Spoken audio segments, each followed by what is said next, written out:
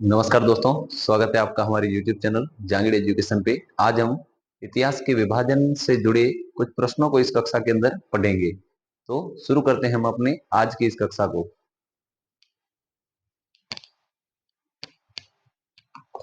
आज का हमारा जो पहला प्रश्न है कि सर्वप्रथम जॉर्ज थॉमस ने राजपूताना शब्द का प्रयोग किया था, वो कब किया था? जॉर्ज थॉमस ने राजपूताना शब्द का सर्वप्रथम प्रयोग कब किया था? 1949, 1810, 1829 या 1800 में? तो हमारा सही उत्तर हो जाएगा 1800 में। ऑप्शन द हमारा सही हो जाएगा। अगला प्रश्न है हमारा, 1829 ईस्वी में एनोल्स एंड एक्टिविटीज ऑफ राजस्थान में कर्नल जेम्स टोड ने इस भूभाग के लिए किस शब्द का प्रयोग किया था? राजपूताना, रायथान, राजस्थान या राय रायन? राजपूताना शब्द का प्रयोग कर्नल जेम्स टोड ने नहीं किया था। रायथान, हाँ, ये शब्द का उपयोग कर्नल जेम्स टोड ने किया था। राजस्थान शब्द का भी किया था, राय रायन का नहीं किया था। तो ब और स ये दोनों ही हमारे सही हो जाएंगे। अगला प्रश्न है, एकीकरण के किस चरण में सर्वसम्मति से इस भूभाग का नाम जो है वो राजस्थान रखा गया? चरण पूछ रहा है, कौन से चरण में नाम जो है वो राजस्थान रखा गया? तो चौथा चरण जो था उसमें नाम जो राजस्थान रखा गया था। तो सही ऑप्शन हो जाएगा हमारा द। चौथा प्रश्न, महाभारत में उल्लेखित राजपूताना का प्राचीन जो क्षेत्र है, राजपूताना का प्राचीन जो क्षेत्र है वो कौन सा था? धनु, जांगल, मत्स्य या मरुआ? तो सही उत्तर हो जाएगा हमारा मत्स्य, ऑप्शन स सही हो जाएगा। अगला प्रश्न है, सत्य कथन बताना है। माही नदी के किनारे प्रतापगढ़ का जो भूभाग है वो कांठल कहलाता है, जो 56 गांवों का समूह है। ये बात बिल्कुल सही है। प्रतापगढ़ एवं बांसवाड़ा के मध्य का जो भूभाग है, प्रतापगढ़ और बांसवाड़ा का मध्य भूभाग जो है वो 56 का मैदान कहलाता है। ये बात भी बिल्कुल सही है। भैंसरोड से लेकर बिजोलिया तक का जो क्षेत्र है वो पठारी होने के कारण ऊपर माल कहलाता है। ये बात भी बिल्कुल सही है। द है इसमें, उदयपुर के आसपास का जो पहाड़ी क्षेत्र है वो गिरवा कहलाता है। तो ये भी सही है। चारों ही कथन जो हमारे सही है। अगला प्रश्न है, संगत कथन बताना है। मांड, जैसलमेर, ये कथन सही है। बागड़, डूंगरपुर और बांसवाड़ा का क्षेत्र, ये भी सही है। हाड़ौती जो और कोटा, बूंदी, बारा, झालावाड़ वाला क्षेत्र है, ये भी सही है। शेखावटी में सीकर और झुंझुनू, ये भी सही है। चारों ही जो है संगत हैं, एकदम सही है। अगला प्रश्न है, इतिहास का जो विभाजन काल है जिसमें ज्ञान के लिए कोई लिखित साक्ष्य जो है वो उपलब्ध नहीं है, अर्थात मानव लेखन काल से ये अपरिचित थे। ये कौन सा काल था इनमें से? प्राग युग, आद्य युग, ऐतिहासिक युग या फिर वैदिक युग? तो प्राग युग जो था, जिसमें लोग जो है लिखित साक्ष्य नहीं मिले हैं, जिससे पता चलता है कि मानव लेखन काल से ये लोग जो है वो अपरिचित थे। अगला प्रश्न है, हड़प्पा सभ्यता जो है वो 600 ईसा पूर्व का समय जो था, हड़प्पा सभ्यता से 600 ईसा पूर्व का जो समय था वो क्या कहलाता था? प्राग युग, आद्य युग, पाषाण काल या ताम्रपाषाण? तो 600 ईसा पूर्व का समय जो आद्य युग के नाम से जाना जाता है। ऑप्शन ब हमारा सही हो जाएगा। अगला प्रश्न, 1870 ईस्वी में सी ए हैकेट ने सर्वप्रथम जयपुर और इंद्रगढ़ के अंदर, इंद्रगढ़ से पूर्व पाषाण कालीन जो है वो खोज की थी। किस चीज की खोज की थी? क्रेसेंट, इग्रेवर, हैंड एक्स या ट्रायंगल? तो हैंड एक्स की खोज की थी। ऑप्शन स हमारा सही हो जाएगा। अगला प्रश्न है, सैटन कार ने झालावाड़ से किस काल के उपकरण खोजे थे? पूर्व पाषाण काल, मध्य पाषाण काल या फिर वैदिक युग? तो पूर्व पाषाण काल के जो उपकरण है वो खोजे गए थे। ऑप्शन अ हमारा सही हो जाएगा। अगला प्रश्न, जालोर से पूर्व पाषाण कालीन उपकरण जो है उनकी खोज करने वाला कौन था? किसने खोज की थी? सेंटनर, सी ए हैकेट, बी आल्विन और अर्चना कुलश्रेष्ठ? तो सही उत्तर हो जाएगा अपना बी आल्चिन, ऑप्शन स। अगला प्रश्न है, राजस्थान मध्यकालीन उपकरण किन स्थलों से मिले हैं? स्थलों का नाम पूछा जा रहा है। जो राजस्थान मध्यकालीन के जो उपकरण थे वो लूणी नदी घाटी से राजस्थान मध्यकालीन उपकरण मिले हैं, बेडस नदी घाटी से भी मिले हैं और विराटनगर से भी मिले हैं। तो तीनों ही विकल्प जो हमारे सही हो जाएंगे।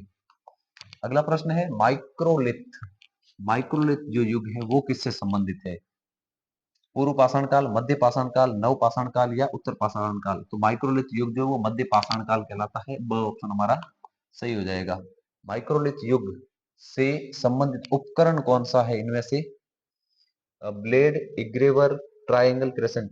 ब्लेड भी है, इग्रेवर भी है, ट्रायंगल भी है और क्रेसेंट भी है। तो चारों ही जो है वो माइक्रोलिथ युग से संबंधित हैं, ये चारों ही। तो चारों ही हमारे सही हो जाएंगे। राजस्थान में उत्तर पाषाण काल जो है उसके अवशेष कहाँ से मिले हैं? अजमेर और नागौर से भी मिले हैं, अजमेर नागौर से मिले हैं, सीकर और झुंझुनू से भी मिले हैं, जयपुर और उदयपुर से भी मिले हैं और चित्तौड़ और जोधपुर से भी मिले हैं। इन सभी स्थानों से उत्तर पाषाण काल के अवशेष जो वो राजस्थान से प्राप्त हुए हैं। अगला प्रश्न, निम्नलिखित युगों को क्रमिक रूप से लिखना है। कौन सा युग जो वो पहले आएगा, कौन सा बाद में आएगा, ऐसा क्रम से हमें लिखना है। तो मध्य पाषाण युग जो है वो सबसे पहला पहला ये रहेगा। दूसरा हो जाएगा ताम्र युग, ताम्र पाषाण युगीन और ताम्र कांस्य युग और लोह युग। तो दूसरा हो जाएगा ताम्र पाषाण युग, ये हो जाएगा 2 नंबर। तीसरा हो जाएगा ताम्र युग, चौथा हो जाएगा ताम्र कांस्य युग और 5वें नंबर पे आ जाएगा लोह युग। तो ये हमारा व्यवस्थित क्रम हो जाएगा।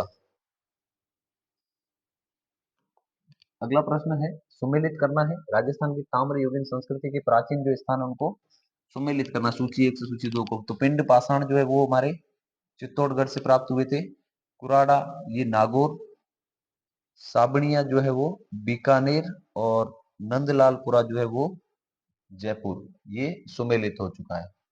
अगला प्रश्न है, इसमें भी ताम्र युगीन जो संस्कृति के प्राचीन जो स्थान है उनको भी सुमेलित करना है। तो पहला है मलाह, मलाह भरतपुर, चौथे से सुमेलित हो जाएगा। कोल जो है वो माहोली, बी दूसरे से सुमेलित हो जाएगा। बूढ़ा पुष्कर जो है वो अजमेर 1 नंबर से हो जाएगा और एलाना जो है वो जालोर। इस प्रकार से ये सुमेलित हो जाएंगे। अगला हमारा प्रश्न है, ताम्रकालीन संस्कृति का प्राचीन स्थल किराडूत किस जिले में है? जिले का नाम बताना है, जयपुर, भरतपुर, अजमेर या अलवर। तो ये जो है वो जयपुर जिले में, ऑप्शन हमारा सही हो जाएगा। अगला प्रश्न है हमारा, ताम्रकालीन संस्कृति से संबंधित स्थल कौन सा इनमें से? गणेश्वर ताम्रकालीन है, गिलूंड भी ताम्रकालीन है, झाड़ोल भी ताम्रकालीन है और पूगल भी ताम्रकालीन है। तो चारों ही जो है हमारे, ये चारों ही ताम्रकालीन संस्कृति से संबंधित हैं। अगला प्रश्न हमारा, राजस्थान में लोहकालीन संस्कृति के जो प्रमुख स्थल है वो कौन कौन से हैं? लोहकालीन संस्कृति के नोह और भरतपुर, ये लोहकालीन संस्कृति से संबंधित है। जोधपुर और जयपुर ये दोनों भी जो है वो राजस्थान से, जोधपुर और जयपुर में जो है स्थित सोनारी जो झुंझुनू में है ये भी लोहकालीन संस्कृति से संबंधित है।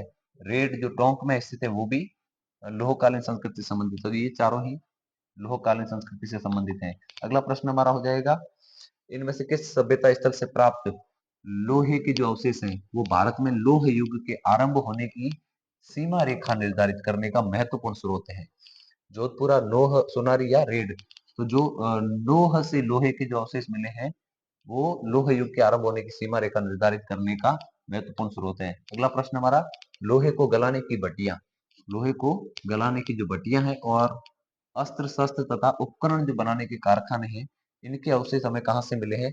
जोधपुरा, रेड जोधपुरा, उगल किराड़ोत, रेड या नोह, कहाँ से मिले? तो रेड और नोह इन दोनों से ही ये उपकरण मिले हैं। अगला प्रश्न, लौह सामग्री की प्रचुरता के कारण प्राचीन राजस्थान का जो टाटा नगर कहलाता था, लौह, रेड, जोधपुरा जो या नगरी। तो सही उत्तर हो जाएगा हमारा ब रेड। धन्यवाद दोस्तों, आज के इस इतिहास विभाजन वाली कक्षा हमारी यहीं पे समाप्त होती है। मिलते हैं हम अगली कक्षा के अंदर।